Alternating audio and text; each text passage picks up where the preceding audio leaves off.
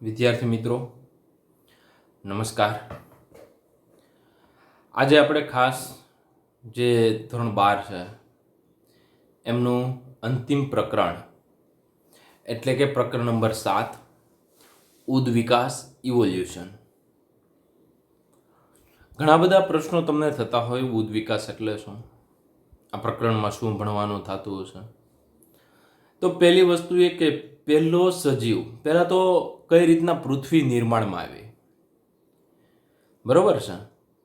પૃથ્વી નિર્માણ થયું, ત્યારબાદ પૃથ્વી ઉપર પહેલો સજીવ કઈ રીતના નિર્માણ પામ્યો, પહેલા સજીવમાંથી આખી પ્રાણી સૃષ્ટિ અને વનસ્પતિ સૃષ્ટિ કઈ રીતના નિર્માણમાં આવી, અને અંતમાં વાનર છે એમાંથી મનુષ્યમાં કઈ રીતના રૂપાંતરિત થયા। આ બધી જ બાબતો છે એકમાંથી બીજામાં ક્રમિક રૂપાંતર થવા માટે જે લાંબા ગાળાની ક્રિયા છે એને આપણે ઉદ વિકાસ તરીકે ઓળખીએ છીએ। તો ઉદ વિકાસ ઇવોલ્યુશન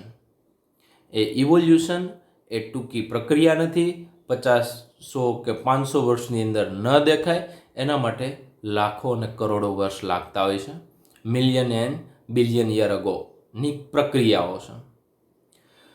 તો વિદ્યાર્થી મિત્રો ઉદ વિકાસની અંદર પહેલાં હું તમને એક વાત સમજાવું, ઉદ વિકાસ કોને કહેવાય એવું સમજાવવા માગું છું।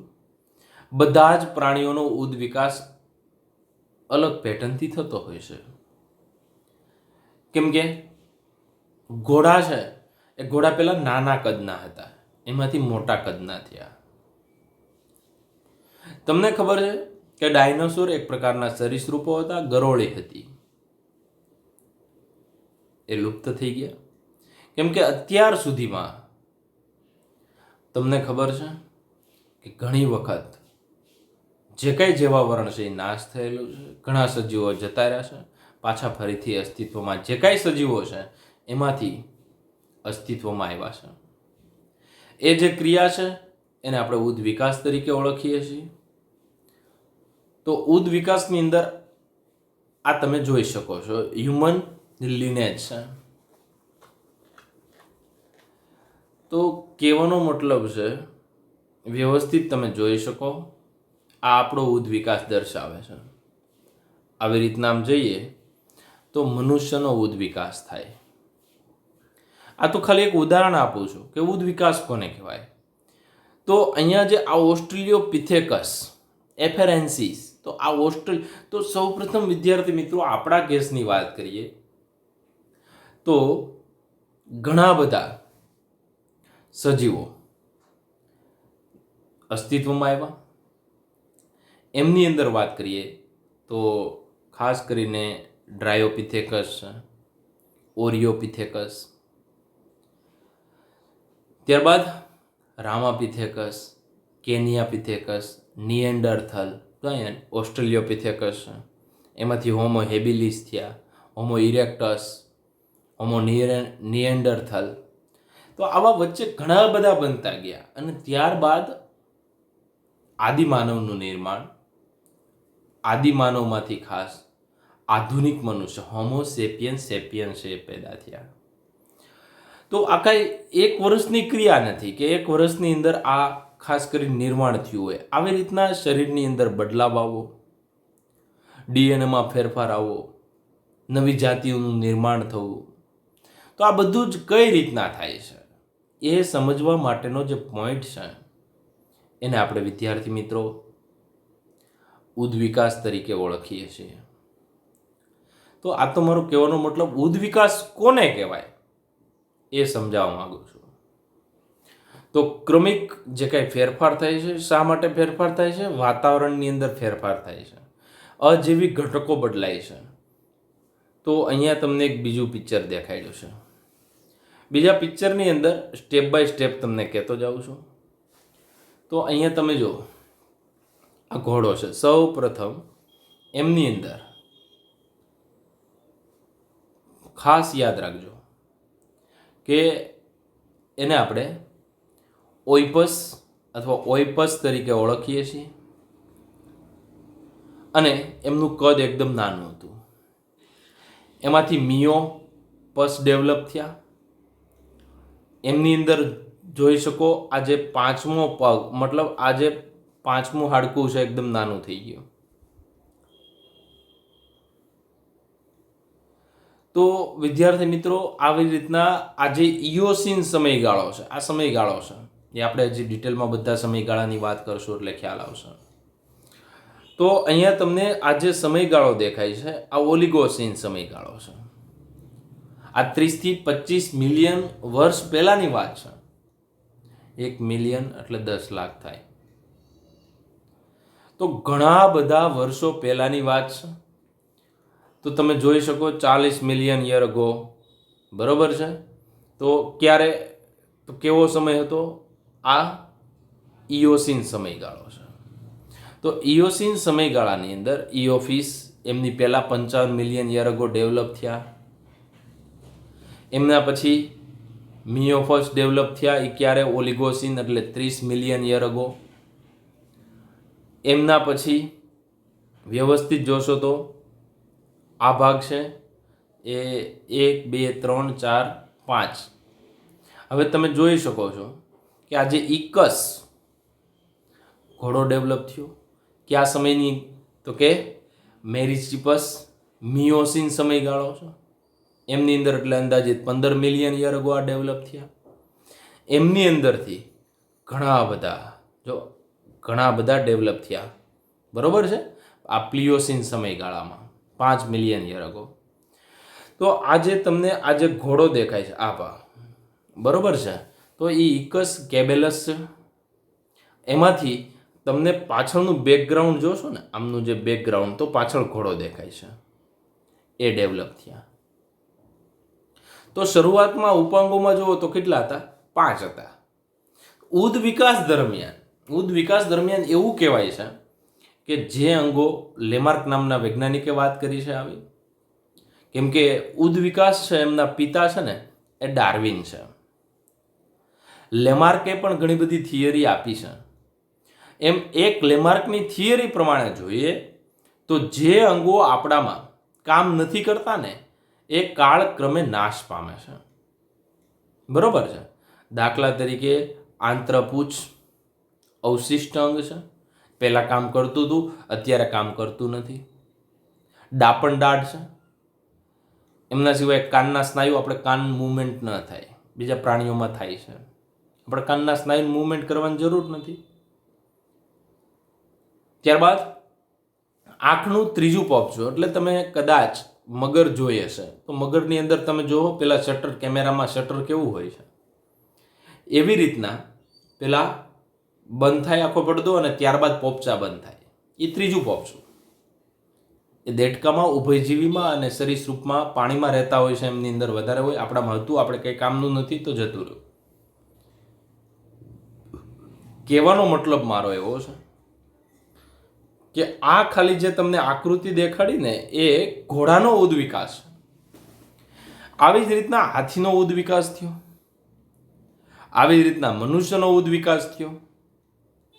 અલગ અલગ પ્રાણીઓ આજે જે તમને દેખાય છે એ એક દિવસની અંદર નિર્માણ નથી પામ્યા. લાખો વર્ષ, મિલિયન યર પ્રક્રિયાઓ થઈ છે અને ત્યારબાદ આજે જે સજીવ તમને દેખાય છે એ નિર્માણ પામેલા છે. તો આજે અલગ અલગ પ્રાણીઓ તમે જે જોવો છો એ રિયલમાં આજ નિર્માણ નથી પામ્યા. એ નિર્માણ પામવા માટે million year ago, billion year ago પહેલાંથી પ્રક્રિયાઓ શરૂ થઈ ગઈ છે. ધીમે ધીમે કાળક્રમે જે ફેરફાર થાય છે જેને આપણે ઉદ વિકાસ તરીકે ઓળખીએ છીએ. અને ઉદ વિકાસ છે એ ઘણાને માનવામાં ન આવતો હોય છે અને ઘણાને માનવામાં આવતો હોય છે. તો ઉદ વિકાસ થયો છે એ માનવું ખૂબ મહત્વનું છે, કેમ કે વિજ્ઞાન તમે ભણતા હોય એટલે પુરાવા તો હોય જ. તો આમની અંદર ઘણા બધા એવા પુરાવા છે કે જેથી તમે માની શકો કે ઉદ વિકાસ થયો છે, બરોબર છે. તો આ પ્રકરણની અંદર ઘણા બધા પુરાવાઓ છે. મિલરનો પ્રયોગ છે, રાસાયણિક પુરાવાઓ છે. એમના સિવાય કાર્ય સદસ્ય અંગો, રચના સદસ્ય અંગો, ભ્રૂણ વિદ્યાના પુરાવાઓ, ઘણા બધા પુરાવાઓ આપેલા છે જેથી આપણે સ્વીકારી શકીએ કે ઉદ વિકાસ થયો છે. તો પ્રાણીઓનો ઉદ્વિકાસ સછિદ્રથી લઈ સસ્તન સુધી, સસ્તનમાં પણ મનુષ્ય સુધી. સૌથી બુદ્ધિશાળી પ્રાણી આપણે છીએ. એમના સિવાય જો વાત કરવામાં આવે વિદ્યાર્થી મિત્રો, તો વનસ્પતિની અંદર એક કોષીય સજીવમાંથી પ્રજીવનું નિર્માણ થાય છે, અને પ્રજીવમાંથી ફૂગ અને લીલનું નિર્માણ થાય, અને લીલમાંથી ખાસ કરીને ક્લોરોફાઇસી છે એમાંથી દ્વિઅંગી, ત્રિઅંગી, અનાવૃત બીજધારી, આવૃત બીજધારી, એમાં પણ પહેલા દ્વિદળી આવ્યા, ત્યારબાદ એક દળીનું નિર્માણ થયું. આજે આપણે ક્રમ ધોરણ 11ની અંદર અભ્યાસ કરી ગયા છીએ. એ જે ક્રમ છે એ ઉદ્વિકાસ પ્રમાણે જ અભ્યાસ કરેલો ક્રમ છે, એક પછી એક કઈ રીતના નિર્માણ પામેલા છે. તો વિદ્યાર્થી મિત્રો, અહીંયા તમે જોઈ શકો છો કે formation of earth around 5 billion year ago. જો આ બધા તમે જો ને, BYA એટલે બિલિયન યર અગો. તો બિલિયન યર અગો પહેલા કોણ અસ્તિત્વમાં આવ્યું? પૃથ્વી આવી. પૃથ્વી એક નાનો એવો કણ છે, પણ કોનો? મિલ્કી વેનો, આકાશગંગા જે ગેલેક્સી છે એ ગેલેક્સીનો એક નાનો એવો કણ કહી શકીએ. કેમ કે તમે તો આખું બ્રહ્માંડ ભણી ચૂક્યા છો, એમના વિશે વધારે ખ્યાલ પણ મેળવો છો. તો અરાઉન્ડ 5 બિલિયન યર અગો, એટલે કે 5 બિલિયન વર્ષો પહેલા સૌ પ્રથમ પૃથ્વી છે એ નિર્માણ પામે છે. પણ કઈ થિયરી દ્વારા સમજાયું? તો કે બિગ બેંગ થિયરી. એટલે સૂર્ય છે એમની અંદર મોટો ધડાકો થયો, એને આપણે બિગ બેંગ કહીએ છીએ. અને આ મોટો ધડાકો થયો, એમાંથી ઘણા બધા કણ છૂટા પડ્યા, અને એ જે એમના કણ છૂટા પડ્યા, જેને આપણે ગ્રહ તરીકે ઓળખીએ છીએ. કોના તરીકે ઓળખીએ? ગ્રહ. તો 5 બિલિયન વર્ષો પહેલા, અથવા તો 4.5 બિલિયન યર અગો પૃથ્વી છે એમનું નિર્માણ થાય છે. શરૂઆતમાં ધગધગતો ગોળો છે. તો પહેલા અહીંયા આકૃતિમાં જોઈ શકો, ફોર્મેશન ઓફ અર્થ, ધગધગતો ગોળો છે. એમાંથી બહારનો ભાગ છે ને એ ઠંડો થયો, અંદરનો ભાગ આજની તારીખમાં પણ ગરમ છે. જ્વાળામુખી ત્યાંથી જ આવે છે ને, બરોબર છે? એટલે અંદરનો ભાગ છે એ એકદમ ગરમ છે. એવી જ રીતના અહીંયા તમે જોઈ શકો, બરોબર છે? તો એ પોઈન્ટ છે મૂન ફોર્મેશન, ચંદ્રનું નિર્માણ થયું. પહેલાં પૃથ્વીનું નિર્માણ થયું, ત્યારબાદ પૃથ્વી ધીમે ધીમે ઠંડી પડતી ગઈ અને ચંદ્રનું નિર્માણ થયું. ત્યારબાદ અંદાજિત તમે જોઈ શકો, આજે oldest zircon crystal 4.4 billion year old, આવા ક્રિસ્ટલ પણ ફોર્મ થયા, સ્ફટિકમય પદાર્થો. ત્યારબાદ એવી રીતના માનીએ કે આજે પહેલાં આવો જે પથ્થર નિર્માણ પામ્યો, તો કે અકાસ્ટા ઓલ્ડેસ્ટ રોક, જૂનામાં જૂનો પથ્થર. આપણે જે તમને ખબર કાર્બન ડેટિંગ પદ્ધતિ છે, એમના દ્વારા આપણે કેટલી કઈ વસ્તુ જૂની છે અને આપણે જાણી શકીએ, બરોબર છે? આ પદ્ધતિનો ઉપયોગ કરી અકાસ્ટા ઓલ્ડેસ્ટ જૂનામાં જૂનો પથ્થર છે, જે 4 બિલિયન યર અગો, એટલે કે 4 બિલિયન વર્ષ પહેલા નિર્માણ પામેલો છે. એમના સિવાય આવા ઘણા બધા એવિડન્સ મળ્યા છે. તો Isua first sedimentary evidence for ocean, earliest isotropic evidence for life. પહેલાં સજીવ હતો એ અંદાજિત માની લો કે 3.9 બિલિયન યર અગો. અને આવા ઘણા બધા ફોસિલ અશ્મિઓ પણ મળ્યા છે. આ અશ્મિઓ તમે જોઈ શકો કે 3.5 બિલિયન યર અગો એવા અશ્મિઓ મળ્યા છે. એના કારણે આપણે એવું કહી શકીએ કે અંદાજિત 3 બિલિયન યર અગો પહેલો સજીવ છે એમનું નિર્માણ થયું, બરોબર? અને ખાસ કરીને ઓક્સિજન છે. સૌ પ્રથમ આપણે એવી વાત કરીએ તો હાઇડ્રોજન બહુ સક્રિય હતો. સૌથી સક્રિય કોણ હતું? હાઇડ્રોજન. તો આજે હાઇડ્રોજન બહુ સક્રિય હતું, એટલે કાર્બન સાથે પ્રક્રિયા કરીને મિથેનનું નિર્માણ કર્યું, ઓક્સિજન સાથે પ્રક્રિયા કરીને કાર્બન ડાયોક્સાઇડનું નિર્માણ કર્યું. અગેન હાઇડ્રોજન છે એમને ઓક્સિજન સાથે પ્રક્રિયા કરી પાણીનું નિર્માણ કર્યું. તો પાણી, મિથેન, બરાબર? અને એમના સિવાય ખાસ યાદ રાખજો કે અમોનિયા, નાઇટ્રોજન સાથે હાઇડ્રોજને ક્રિયા કરી અમોનિયાનું નિર્માણ કર્યું. એટલે અમોનિયા, મિથેન અને પાણી આ ત્રણેય ભેગા કરી અને સૌ પ્રથમ આ જે કાર્બનિક પદાર્થો, જેને આપણે અમીનો એસિડ કહીએ છીએ, કાર્બોદિત, ગ્લુકોઝ કહીએ છીએ, એ બધાનું નિર્માણ થયું. અને એમની ફરતી બાજુએ 2 આવરણ જોવા મળ્યા, જેને આપણે કોષરસ પટલ તરીકે ઓળખીએ છીએ. તો પેલું આવું કોષ કેન્દ્રવાળો સજીવ તમે જુઓ તો અંદાજિત 2 એટલે આમ જુઓ તો 1.8 બિલિયન યર અગો નિર્માણ થયા. આજે આપણે 0 બિલિયન યર અગો કહીએ તો ત્યારે હ્યુમનનું નિર્માણ થયું. એટલે સૌથી વધારે રિસેન્ટમાં જે નિર્માણ પામ્યા છે એ નિર્માણ કોણ પામ્યું છે? માણસ, મનુષ્ય. આપણી પહેલાં તમને ખબર છે ડાયનોસોર, તો અહીંયા તમને દેખાય છે, બરાબર છે. ડાયનોસોર છે એ આપણા ઘણા વર્ષો પહેલાં નિર્માણ પામીને જતા રહ્યા છે. કેમ કે અત્યારે મનુષ્ય જેમ પૃથ્વી ઉપર પ્રભાવી સજીવ છે એવી રીતના પહેલાં પ્રભાવી સજીવ ડાયનોસોર હતા. કોઈ કારણોસર લુપ્ત થઈ ગયા, કોઈ પૃથ્વી ઉપર એવો પ્રોબ્લેમ આવ્યો હશે, બરાબર, અને લુપ્ત થઈ ગયા અને એ જમીનમાં દટાઈ ગયા. આજે એના અશ્મિઓ પણ મળે, એમના ઈંડાઓ પણ મળે છે, બરાબર છે. અને જમીનની અંદર અજારક શ્વસન દ્વારા આજે જે પેટ્રોકેમિકલ જે પ્રોડક્ટ છે, બધી પેટ્રોલ છે, ડીઝલ છે, ગેસોલિન છે, કેરોસીન, આ બધું જમીનની અંદર આમનું અવશેષ છે, એમનું અજારક શ્વસન થતાં એ નિર્માણ પામેલા છે. અને આ ડાયનોસોરને બધા નિર્માણ તો જ પામ્યા હોય જો પ્રકાશ સંશ્લેષણની ક્રિયા દ્વારા વૃક્ષો નિર્માણ પામ્યા હોય. વૃક્ષો હોય તો ડાયનોસોર હોય. કેમ કે આપણે આગળના પ્રકરણમાં પણ અભ્યાસ કરી ગયા છીએ કે ડાયનોસોર પરોક્ષ કે પ્રત્યક્ષ રીતે તો માંસાહારી હોય, બરાબર, કે તૃણ ખાનારા, વનસ્પતિ ખાનારા હોય, પણ અંતિમ રીતે વનસ્પતિ ઉપર આધાર રાખતા હોય. વનસ્પતિ તો જ જીવિત રહી શકે જો એને સૂર્યનો પ્રકાશ મળતો હોય. તો વિદ્યાર્થી મિત્રો, આ ખાલી તમારે એમને જસ્ટ ઇન્ફોર્મેશન માટે આ ઇમેજ આપેલી છે. તમારે અમને પાકી કરવાની કોઈ જરૂર નથી, યાદ રાખવાની જરૂર નથી. હવે આપણે સામાન્ય રીતે આ ચેપ્ટર તરફ વાત કરીએ. આ પ્રસ્તાવના છે કે ઉદકોષીય જીવ વિજ્ઞાન, ઉદવિકાસ એ જીવના સ્વરૂપોને પૃથ્વી ઉપર ઇતિહાસનો અભ્યાસ છે. પહેલો સજીવ આવ્યો ત્યારથી લઈ આજે જે સજીવ નિર્માણ થયો એમના ઇતિહાસની વાત છે, એમની ગાથા છે. વાસ્તવિક રીતે ઉદવિકાસ શું? લાખો મિલિયન વર્ષોથી પૃથ્વી ઉપર વનસ્પતિ અને પ્રાણીઓમાં થતા ફેરફાર સમજવા માટે આપણે જીવની ઉત્પત્તિ સંદર્ભે સમજ કેળવવાની જરૂર છે. એટલે કે પૃથ્વી કઈ રીતના નિર્માણ પામે, તારા કઈ રીતના નિર્માણ પામે, બ્રહ્માંડ છે એ કઈ રીતના નિર્માણ પામે છે, આ બધું જ ઉદવિકાસની અંદર સમાવેશિત છે. ઘણી બધી લાંબી લાંબી અટકળબાજીઓ, અર્થઘટનાઓ અને પૂર્ણ કાલ્પનિક અનુમાનિત વાર્તાઓનો ક્રમ સાંભળવામાં આવે છે કે આનામાંથી આ સજીવ બન્યો, આનામાંથી આ સજીવ બન્યો. તો આ જે અનુક્રમ છે, કાળક્રમે જે કંઈ સજીવોમાં ફેરફાર થયા છે તો એને આપણે ઉદવિકાસ કહીએ છીએ.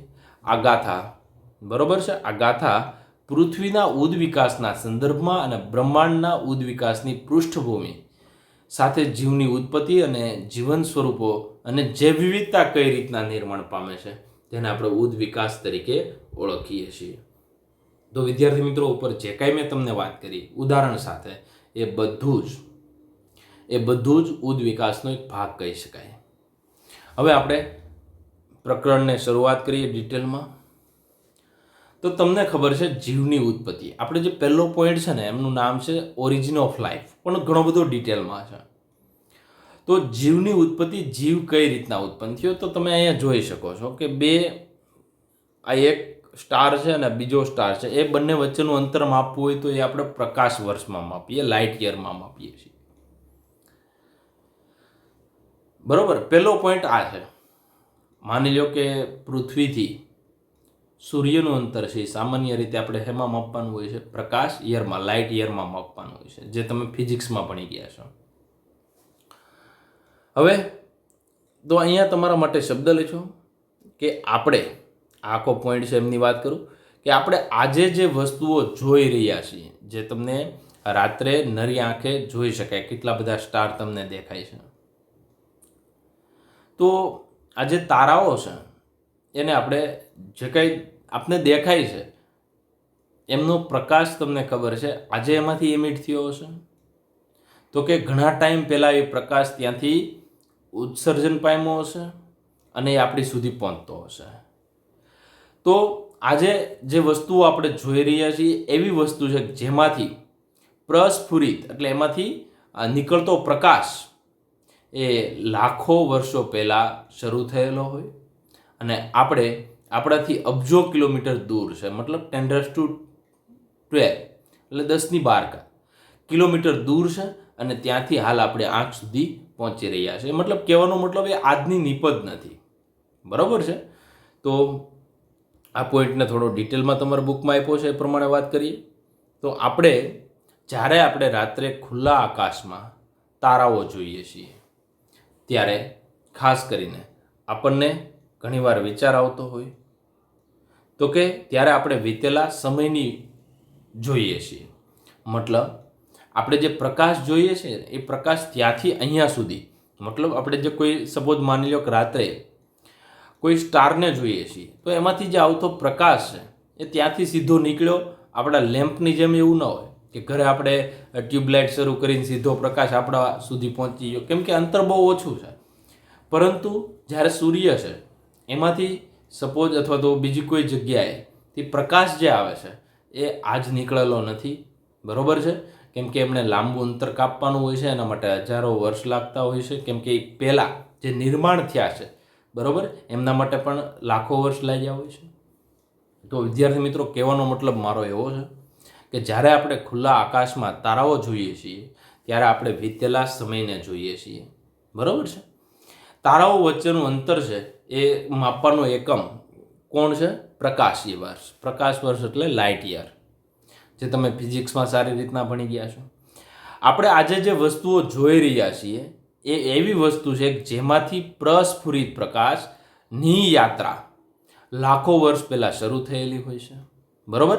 અને આપણા સુધી, મતલબ આજે આપણાથી અંતર છે એ 10⁻12 બરાબર છે અબજો કિલોમીટર દૂર છે.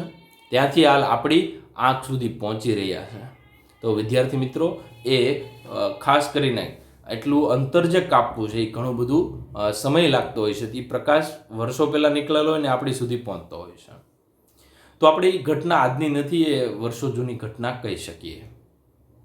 જો કે આપણી આજુબાજુની વાત કરીએ તો આપણે આપણી આસપાસની વસ્તુઓ જોઈએ છીએ તરત દેખાય છે. મેં તમને વાત કરી ને, જેમ ટ્યુબલાઇટ છે એમને શરૂ કરો એટલે સીધો પ્રકાશ આવે છે, કેમ કે એ વર્તમાન કાળની છે અને નજીકની છે. તેથી આપણે જ્યારે તારાઓ જોઈએ છીએ ત્યારે આપણે વર્ષો પહેલાંનો અનુભવ થાય છે, એમની ઝાંખી થાય છે. હવે વિદ્યાર્થી મિત્રો, આ બિગ બેંગ થિયરી છે. આ જે તમને ફોટોગ્રાફ દેખાય છે એ કઈ થિયરી છે? Big bang. બિગ બેંગ એટલે આજે સૂર્ય છે બરાબર છે એમની અંદર મોટો ધડાકો થયો એટલે એમાંથી ક્વાર્ક્સ નિર્માણ થયા, ઇલેક્ટ્રોન નિર્માણ થયા એ ખૂબ ટૂંક સમયની અંદર. બરાબર. 10⁻43 સેકન્ડે જ્યારે ધડાકો થયો ને ત્યારે આ બધું નિર્માણ પામી ગયું. 10⁻17 સેકન્ડે ક્વાર્ક્સ અને ઇલેક્ટ્રોન નિર્માણ પામ્યા. 10⁻6 સેકન્ડે ન્યુટ્રોન અને પ્રોટોન નિર્માણ પામ્યા. અને 3 મિનિટે અંદાજિત આજે મોટો ધડાકો થયો સૂર્યમાં બરાબર છે, જેને આપણે બિગ બેંગ, બિગ એટલે મોટો અને બેંગ એટલે ધડાકો. તો આ મુજબ મોટા ધડાકાની થિયરી અનુસાર જોઈએ તો અંદાજિત મોટો ધડાકો થયો એના 3 મિનિટમાં હાઇડ્રોજન ન્યુક્લિયસ અને હિલિયમ છે નિર્માણ પામ્યા. અને એમના પછી વ્યવસ્થિત તમે જુઓ તો અહીંયા તમને કેટલા વર્ષ દેખાડ્યા છે? તો કે 3 લાખ વર્ષ. 3 લાખ વર્ષે હિલિયમનો અણુ, હાઇડ્રોજનનો અણુ, આવું બધું નિર્માણ થયું. એમના પછીના 1 બિલિયન વર્ષ થયા ત્યારે પ્રોટો ગેલેક્સી, જે શરૂઆતની ગેલેક્સી, એમનું નિર્માણ થયું. અને 15 બિલિયન વર્ષ પહેલાં ગેલેક્સી એમનું નિર્માણ થયું. અને એમની અંદર આ જે પ્લાનેટ, મતલબ આપણે જે ગ્રહો કહીએ છીએ એમનું નિર્માણ થયું, પૃથ્વીનું નિર્માણ થયું. તો આ થિયરીને આપણે કોના તરીકે ઓળખીએ છીએ? Big bang theory. હવે આપણી પૃથ્વી ક્યારે નિર્માણ પામી?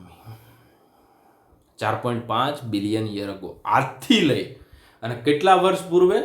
4.5 બિલિયન વર્ષ પૂર્વે આપણી પૃથ્વી છે એમનું નિર્માણ થયું. અંદાજિત 2.5 થી લઈ 3 બિલિયન વર્ષ પહેલા પૂર્વે પહેલો સજીવ અસ્તિત્વમાં આવ્યો. બરોબર છે.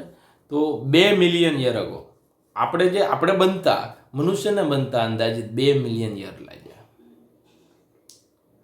તો વિદ્યાર્થી મિત્રો, આજે આખો કાળક્રમની ઘટનાઓ છે જેને આપણે ઉદ વિકાસ તરીકે ઓળખીએ છીએ. જો અહીંયા શું કહે છે? તો કે જીવની ઉત્પત્તિ બ્રહ્માંડના ઇતિહાસમાં એક વિશિષ્ટ ઘટના માનવામાં આવે છે. અને બ્રહ્માંડ છે કંઈ નાની વસ્તુ તો છે નહીં, વિશાળ છે. આ સંદર્ભમાં બ્રહ્માંડની અંદર પૃથ્વી એક કણ છે. મેં તમને શરૂઆતમાં ચેપ્ટર આપણે શરૂ કર્યું ત્યારે જ મેં વાત કરી કે પૃથ્વી છે ને એક કણ કહી શકાય બ્રહ્માંડ માટે. એક નાનો એવો કણ છે. આપણે કેમ આખું રૂમ હોય ને એમની અંદર એક ખાસ કરીને એક રજકણ હોય, એમના જેવું બ્રહ્માંડની અંદર પૃથ્વી એક નાનો એવો કણ છે. કેમ કે તમે વિચારો, ઘણી બધી ગેલેક્સી. હવે હું તમને એક ફોટોગ્રાફ દેખાડીશ એટલે તમને આઈડિયા આવશે. જો આ જે આખો ફોટોગ્રાફ દેખાય છે એ ગેલેક્સીનો છે. કોનો છે? ગેલેક્સી. એક ગેલેક્સી છે મિલ્કી વે. આનું નામ શું છે? મિલ્કી વે, મતલબ આકાશગંગા ગેલેક્સી છે. એમની અંદર તમે વ્યવસ્થિત જુઓ ને તો અવર સન, આપણો સૂર્ય, એ સૂર્ય તમે જુઓ વ્યવસ્થિત તો એક કણ જેવો છે. જો આ જે દેખાય છે એ સૂર્ય છે. એમાંથી એક ટપકું કરું ને નાનું એવું, બરોબર, આ એક ટપકું કરું ને એ પૃથ્વી છે. સમજાય છે? મતલબ આકાશગંગા આ ઘણી બધી ગેલેક્સીઓ છે. આપણે જેમાં આવીએ છીએ જેમનું નામ છે આકાશગંગા. તો આજે ખાસ કરીને તમે જોઈ શકો એટલા એરિયામાં તો એટલે સુધી માની લો કે આપણે જે સૂર્યને જોઈ શકીએ એ તો નજીક છે, પરંતુ આ વસ્તુ તો ક્યાંય આપણને દેખાતી નથી, દૂરની વસ્તુઓ. તો વિદ્યાર્થી મિત્રો, તમે જોઈ શકો કે અહીંયા શું કહેવા માગે છે કે બ્રહ્માંડ છે એ 20 બિલિયન વર્ષ જૂનું છે. શોર્ટ ક્વેશ્ચન માટે યાદ રાખજો નીટમાં. બ્રહ્માંડ લગભગ 20 બિલિયન વર્ષ જૂનું. બ્રહ્માંડમાં ઘણી બધી ગેલેક્સીઓ આવેલી છે. અને આ ગેલેક્સીમાં તમે જુઓ તો એમાં તારાઓ છે, વાયુઓ છે, ધૂળના વાદળો છે, અને ખાસ કરીને પૃથ્વી છે એ બ્રહ્માંડના કણ સ્વરૂપે કહી શકાય, એટલી નાની કહેવાય. જો આપણે વાત કરીએ તો આખું બ્રહ્માંડ છે એ 20 બિલિયન વર્ષ જૂનું માનવામાં આવે છે બિગ બેંગ થિયરી અનુસાર. એ શોર્ટ ક્વેશ્ચન માટે યાદ રાખવું. બ્રહ્માંડમાં ઘણી બધી આકાશગંગા, ગેલેક્સી, મિલ્કી વે, એમાં પણ આકાશગંગા છે એમની અંદર ઘણા બધા તારાઓ, સ્ટાર, વાયુઓ, ગેસ, ધૂળના વાદળ. જો પૃથ્વીની વાત કરું તો એક નાનો એવો કણ કહી શકાય બ્રહ્માંડ માટે. બરોબર છે? ત્યારબાદ તો અહીંયા મેં તમને એક ફોટોગ્રાફ, આમાં તમને ક્યાંય હજી પૃથ્વી દેખાય જ નહીં.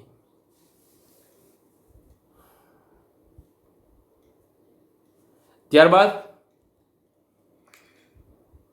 જો બિગ બેંગ વાદ એટલે મોટા ધડાકાના વાદ. બિગ બેંગ થિયરી એટલે વાત સાચો પણ હોય ને ખોટો પણ હોય, એવું જરૂરી નથી 100% સાચો જ હોય. આપણે બ્રહ્માંડની ઉત્પત્તિ સમજવાનો પ્રયત્ન કરે છે. બિગ બેંગ એટલે કઈ રીતના આખું બ્રહ્માંડ છે એ ઉત્પન્ન થયું. તો આ એક વિશાળ અકલ્પ્ય ભૌતિક વિસ્ફોટ એટલે મોટો ધડાકો છે. અને બ્રહ્માંડ છે એ આખું વિસ્તારમાં વધ્યું અને ધીમે ધીમે સેન્ટર પોઈન્ટથી જે ગ્રહ દૂર થતા ગયા એમની અંદર તાપમાન ઓછું થતું ગયું. બરોબર છે? હાઇડ્રોજન અને હિલિયમ મેં તમને હમણાં જ બિગ બેંગ થિયરીમાં સમજાવ્યું. થોડા સમય બાદ સર્જાયા. એટલે થોડો સમય એટલે અહીંયા તમે જુઓ તો હાઇડ્રોજન અને હિલિયમ, આ હાઇડ્રોજનનું ન્યુક્લિયસ અને આ એટમ એટલે થોડા સમય પછી નિર્માણ થયા. એટલે થોડો સમય 3 લાખ વર્ષની થોડો સમય કહે છે. બરોબર છે? તો થોડા સમય પહેલા આજે હાઇડ્રોજન ને હિલિયમના અણુઓ નિર્માણ પામ્યા એ થોડો સમય એટલે કેટલો વર્ષ? 3 લાખ વર્ષ. 3 પછી જો અહીંયા તમને 5 મીંડા દેખાય છે. આ થોડો સમય કહેવાય.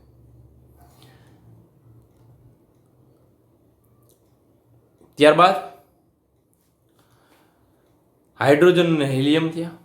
આ વાયુઓ ગુરુત્વાકર્ષણના કારણે એકઠા થયા અને પ્રવર્તમાન એટલે અત્યારની વાત કરીએ તો બ્રહ્માંડની આકાશગંગાઓ અસ્તિત્વમાં આવી. આજે મિલ્કી વે એટલે દૂધગંગા નામની જે આકાશગંગા ગેલેક્સી છે એના સૌરમંડળમાં 4.5 બિલિયન વર્ષ પહેલા. તો તમને એવું પૂછે કે બ્રહ્માંડ ક્યારે નિર્માણ પામ્યું, તો કે 20 બિલિયન વર્ષ જૂનું છે, એટલે ત્યારે નિર્માણ પામ્યું છે. તમને એવું પૂછે કે આજે દૂધગંગા નામની જે આકાશગંગા, કેમ કે બ્રહ્માંડની અંદર ઘણી બધી આકાશગંગા, એમાંની આપણે જ્યાં છીએ એ કઈ, તો કે દૂધગંગા. અને આજે દૂધગંગા છે એમની અંદર જે પૃથ્વી નિર્માણ પામે છે એ કેટલા વર્ષ પહેલા? 4.5 બિલિયન વર્ષ પહેલા. તો તમારે પહેલા તો એ જ પોઈન્ટ, તો કે 20 બિલિયન વર્ષ પૂર્વે બ્રહ્માંડ અને 4.5 બિલિયન વર્ષ પહેલા પૃથ્વી અસ્તિત્વમાં આવી, આવું માનવામાં આવે છે. તો નીચે અહીંયા તમને એ જ દેખાડ્યું છે. આ આકૃતિ તમે જોશો તો પણ તમને ખ્યાલ આવશે કે આ કોસ્મિક ફોટોન ફોર્મ, આ ગેસ ફોર્મ થયા, બરોબર છે, ફર્સ્ટ સ્ટાર ફોર્મ થયો, અને આ 4 બિલિયન યર અગો આવી રીતના અલગ અલગ પોઈન્ટમાં જે મિલ્કી વે છે એમની અંદર, બરોબર, પૃથ્વી છે એમનું નિર્માણ થયું અંદાજિત 4.5 બિલિયન યર અગો. 1000 મિલિયન બરાબર 1 બિલિયન થાય, ભૂલતા નહીં, 1000 મિલિયન બરાબર 1 બિલિયન થાય. હવે શરૂઆતમાં પૃથ્વી પર વાતાવરણ નહોતું, પાણીની બાષ્પ. સૌથી વધારે સક્રિય કોણ હતો? હાઇડ્રોજન હતો. કોણ હતો? હાઇડ્રોજન. હાઇડ્રોજને નાઇટ્રોજન સાથે પ્રક્રિયા કરી અમોનિયા બનાવ્યું. હાઇડ્રોજને કાર્બન સાથે પ્રક્રિયા કરી મિથેન બનાવ્યું. અને હાઇડ્રોજને ઓક્સિજન સાથે પ્રક્રિયા કરી પાણીનું નિર્માણ કર્યું. કેમ કે શરૂઆતના સમયની અંદર પૃથ્વી પર વાતાવરણ નહોતું. પાણીની બાષ્પ, મિથેન, કાર્બન ડાયોક્સાઇડ, અમોનિયા જેવા પીગળેલા દ્રવ્યો મુક્ત થયા અને સપાટીને ધીમે ધીમે ઢાંકતા ગયા. સૂર્યમાંથી અલ્ટ્રાવાયોલેટ કિરણો આવે છે, જેમના લીધે પાણીને હાઇડ્રોજન અને ઓક્સિજનમાં વિખંડિત કર્યા, અને એમના કારણે હાઇડ્રોજન છે એ વાયુ મુક્ત થયા. હાઇડ્રોજન સક્રિય હોવાના કારણે અગેન અમોનિયા, મિથેન, પાણી, કાર્બન ડાયોક્સાઇડ આવા સંયોજનની રચના કરી. પરંતુ શોર્ટ ક્વેશ્ચન માટે યાદ રાખો કે શરૂઆતના સ્ટેજની અંદર હાઇડ્રોજન સૌથી વધારે સક્રિય હતો. ત્યારબાદ ધીમે ધીમે ઓઝોન સ્તર છે, O3 છે, બરોબર છે, એમનું નિર્માણ થયું. પૃથ્વી ધીમે ધીમે ઠંડી પડતી ગઈ. અને આ જે પાણી, ઘણા બધા, તમને એક વસ્તુ માની લો કે શરૂઆતનું તાપમાન હતું એ તો ખૂબ જ વધારે હતું. પાણીનું નિર્માણ થયું એટલે જેવું જમીન ઉપર આવે એટલે સીધું બાષ્પ થઈને ઉપર જતું રહે, ઉપરથી પાછું પડે, પાછું નીચે વધારે તાપમાન હતું 800 ડિગ્રી સેલ્સિયસ જેવું, બરોબર છે, પાછું પડે, પાછું ઉપર જતું રહે. આવું વર્ષો દરમિયાન આવી ક્રિયાઓ થઈ અને પૃથ્વીનું ઉપરનું આવરણ છે એ ઠંડુ થયું. એટલે પૃથ્વી ઠંડી થઈ ત્યારે પાણીની બાષ્પ વરસાદ સ્વરૂપે પડી અને પૃથ્વી પર આજે ખાડામાં પાણી એકઠું થયું. એ ખાડાને આપણે મહાસાગર કહીએ છીએ. વિચાર કરજો, આજે વર્ષો દરમિયાન વરસાદની ક્રિયા થઈ, જેમના કારણે ધીમે ધીમે પૃથ્વીનું આવરણ ઠંડુ થયું. ઠંડુ થયા બાદ જે કાંઈ પાણી જે ખાડામાં ભેગું થયું ને, ખાડાને આજે આપણે મહાસાગર તરીકે ઓળખીએ છીએ. પૃથ્વીની ઉત્પત્તિ બાદ, પૃથ્વીની ઉત્પત્તિ ક્યારે થઈ? તો કે 4.5 billion year ago. 4.5 billion year ago નિર્માણ થઈ. એમના 500 મિલિયન વર્ષ બાદ, એટલે અંદાજિત 4 બિલિયન યર અગો, આજે 500 મિલિયન વર્ષ બાદનો આનો મતલબ શું થાય? પૃથ્વીના નિર્માણ બાદ, એટલે કે 4 બિલિયન યર અગો પૃથ્વી ઉપર જીવ દ્રશ્યમાન થયો. એટલે લગભગ 500 મિલિયન વર્ષ એટલે કે 0.5 બિલિયન યર અગો. એટલો સમય ગયો. 4 બિલિયન વર્ષ પહેલા, હવે કહેવાનો મતલબ 4.5 બિલિયન યર અગો પૃથ્વી આવી. એના પછી કેટલા વર્ષ ગયા? 0.5 બિલિયન યર અગો એટલા વર્ષ ગયા. અને બરાબર શું આવશે? 4 બિલિયન યર અગો ત્યારે પ્રથમ જીવ દ્રશ્યમાન થયો. પણ એમાંથી જે સુકોષ કેન્દ્રી કહીએ એનું તો હજી કોઈ અતો પતો નથી. ધીમે ધીમે આવા જે સજીવો છે એ કાળક્રમે કઈ રીતના નિર્માણ પામે છે એના માટે જે આપણે આગળનું જે કંઈ અભ્યાસ કર્યા એમની વાત કરીએ. તો પેલી બિગ બેંગ થિયરી. તો બિગ બેંગ થિયરીનો સિદ્ધાંત આપનાર એબે લિમેસ્ટર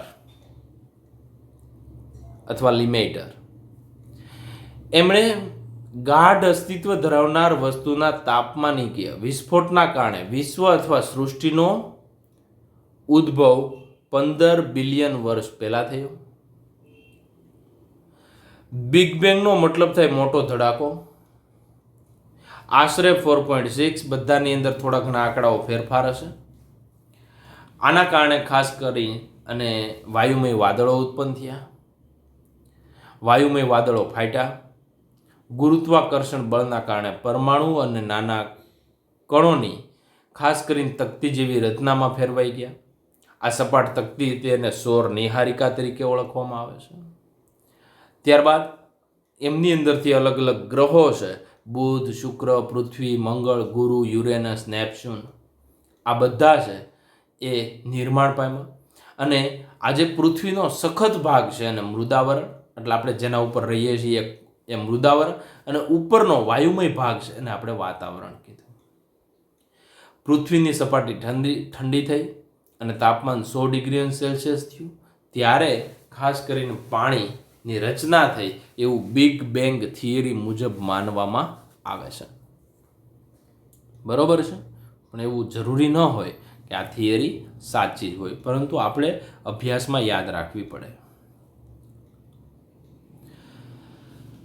હવે ઘણા બધા પ્રશ્નો થાય. પેલું જીવન કઈ રીતના પૃથ્વી ઉપર આવ્યું છે? તો જીવન બહાર અંતરિક્ષમાંથી આવ્યું છે, અથવા તો પૃથ્વી ઉપર જે જીવન છે બહારથી આવેલું છે એવું બધા માને છે. પણ એમાં પણ ખાસ પેનસ્પર્મિયા, યાદ રાખજો, આ કયો સિદ્ધાંત અનુસાર? પેનસ્પર્મિયા મુજબ. આ જે ગ્રીક વિચારકો હતા, ગ્રીકના જે મહાન વિચારકો હતા, એ એવું માનતા હતા, આજે પણ એવું માને છે ઘણા ખગોળશાસ્ત્રીઓ, કે જ્યારે પૃથ્વીથી બહારની બાજુએ તમને ખબર કોસ્મિક રે, મતલબ જે ખાસ કરીને ઉલ્કા, કિરણો, તો આ ગ્રીક વિચારો એવું માને છે કે જીવના એકમો જે બીજાણુ છે, માની લો કોઈ પણ સજીવ હોય ને એના બીજાણુ હોય, સ્પોર, દાખલા તરીકે બેસિલસ હોય તો બેસિલસના સ્પોર હોય નાના, જે ખાસ કરીને અમુક એવી પરિસ્થિતિ છે એમની અંદર રહી શકે, જેમ કે ઊંચું તાપમાન, ઊંચી પીએચ. તો આ બીજાણુ છે ને એ બીજાણુ એ જીવના એકમ કહેવાય. એ જીવના એકમો પૃથ્વી સહિત વિવિધ ગ્રહોમાં સ્થળાંતરિત થયા. મતલબ આવી રીતના બહારથી કોઈ કિરણો આવે છે એમની ભેગા આ બીજાણુ આવે છે, અને બીજાણુ આવે છે એમાંથી નવા સજીવ છે એમનું અસ્તિત્વ થયું. આ જે થિયરી છે એને પેનસ્પર્મિયા કહેવાય. આવા ઘણા બધા ખગોળશાસ્ત્રીઓ માને છે જીવ છે એ બહારથી આવેલો છે. સાચું પણ હોય, ખોટું પણ હોય, થિયરી છે પેનસ્પર્મિયા થિયરી. તો આ થિયરી પ્રમાણે આ માની લો કે પૃથ્વી છે, તો પૃથ્વી ઉપરથી બહારથી ઉલ્કા પડે તો એમની સાથે આવા શું આવ્યા? બેક્ટેરિયા છે, એમના બીજાણુ અથવા તો બીજા કોઈ બીજાણુ છે આવે છે, અને એમાંથી નવા જીવનું અસ્તિત્વ થાય છે. આ થિયરીને આપણે શું કહીએ છીએ? પેનસ્પર્મિયા. હજી યાદ રાખજો. ત્યારબાદ આવું કોઈ માને નહીં. ત્યારબાદ એક થિયરી આવી. પહેલા પેનસ્પર્મિયા યાદ રાખવાનું, પછી અજીવ જનનવાદ. કેવો વાદ? અજીવ જનનવાદ. અજીવ અજીવ એટલે જેનામાં જીવ નથી એમાંથી નવો જીવનો ઉત્પન્ન થયો, એવું ઘણા વૈજ્ઞાનિકો માનતા હતા. કઈ રીતે? તો કે માનવામાં આવતું હતું કે સડતી વસ્તુ, કોહવાતી વસ્તુ, જે મળ છે, કાદવ છે, ઘાસ, જે સડતી વસ્તુ છે, એમાંથી નવો સજીવ અસ્તિત્વમાં. તમને ખબર છે કે સપોઝ કોઈ સજીવનો દેહ પીડ્યો હોય તો એમની અંદર ઘણા બધા કીટકો અથવા નાની નાની જીવાતો આવું બધું નિર્માણ પામેલું હોય, બરોબર છે. અથવા તો કાદવ હોય તો કાદવની અંદર તમે જોશો ન હોય એવી જીવાતો હોય છે. એ કાદવમાં જ કેમ હોય છે? એટલે ઘણા વૈજ્ઞાનિકો એવું માનતા કે અજીવ એટલે આવી કોઈ વસ્તુ, અજીવ એટલે કેવી વસ્તુ? જીવ સડતી અથવા કોહવાતી વસ્તુ, જેવી કે ઘાસ હોય, કાદવ હોય, એમાંથી નવો સજીવ અસ્તિત્વમાં આવ્યો હશે. આ થિયરીને આપણે શું કહીએ છીએ? અજીવ જનનવાદ. અજીવ છે ને, મતલબ ઘાસ કે કાદવ કે એમની અંદર જીવ નથી, બરોબર. કાદવ એટલે ટૂંકમાં મરી ગયેલું ઘાસ, અહીંયા એવો મતલબ લીધો છે. તો આવી મૃત વસ્તુઓ છે ને, એ મૃત વસ્તુમાંથી નવો સજીવ અસ્તિત્વમાં આવ્યો છે. એવું જરૂરી થોડું છે કે એમાંથી જ નિર્માણ પામ્યું? આ થિયરી અજીવ જનનવાદ. પરંતુ આજે લુઈસ પાસ્ચર નામનો વૈજ્ઞાનિક, અહીંયા તમે જોઈ શકો એમનો ફોટોગ્રાફ, લુઈસ પાસ્ચર નામના વૈજ્ઞાનિકે આ એક પ્રયોગ કર્યો. આ પ્રયોગ અનુસાર શું કર્યું? તો કે અહીંયા જે ખુલ્લો ફ્લાસ્ક દેખાય છે, જે લાલ કલરનો રાઉન્ડ કરેલો ભાગ દેખાય ને, એ ખુલ્લો ફ્લાસ્ક છે. તો ખુલ્લા ફ્લાસ્કની અંદર ઈસ્ટ નાખી અને માધ્યમને થોડું ભર્યું તો એની અંદર ન હોય એવા સજીવો ઉત્પન્ન થયા, બરોબર છે. ઈસ્ટ થઈ મતલબ એમાં કોઈ એવો સજીવ હશે, એમાંથી આ બધું નિર્માણ થતું હશે.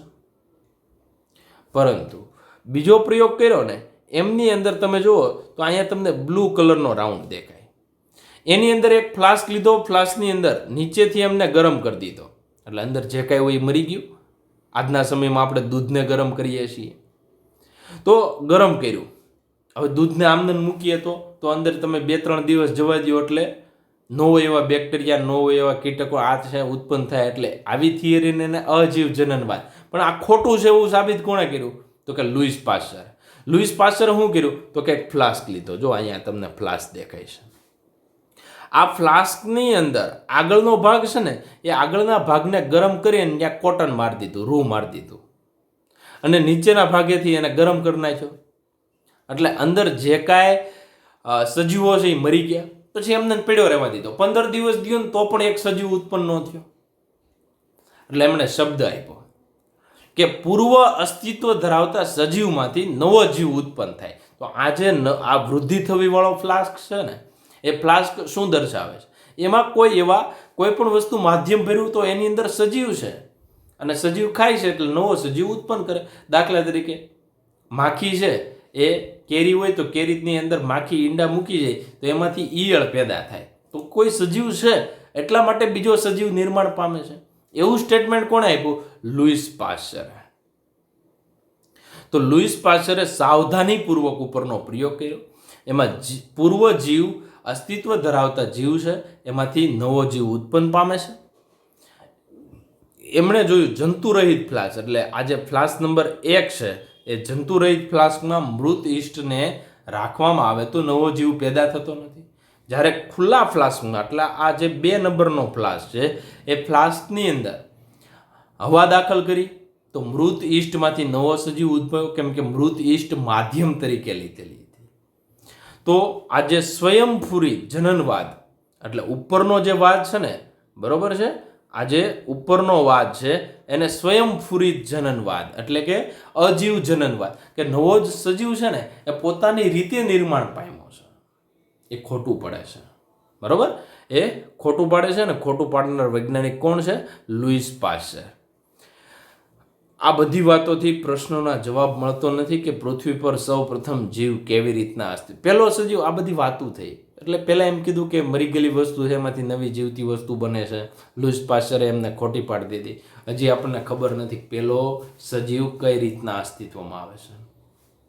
ઘણા બધા સિદ્ધાંતો છે પૃથ્વી પર નવો સજીવ કઈ રીતના અસ્તિત્વમાં આવે છે. એમની જે બધી થિયરીઓ છે એ આપણે નેક્સ્ટ લેક્ચરની અંદર અભ્યાસ કરશું. ઘણા બધા એવા પાદરી સુધરેશ છે એમણે તો એવું પણ કીધું હતું કે આખી પૃથ્વી છે 6 દિવસની અંદર નિર્માણ પામે. જે કંઈ સજીવ છે એ 6 દિવસની અંદર નિર્માણ પામે, તો એમનો દિવસ કેવડો હશે. તો આવી ઘણી બધી બાબતની વાતો કરવાની છે જે આપણે નેક્સ્ટ લેક્ચરની અંદર વાત કરશું. અહીંયા સુધીનું વ્યવસ્થિત તૈયાર કરી લેવું. Thank you.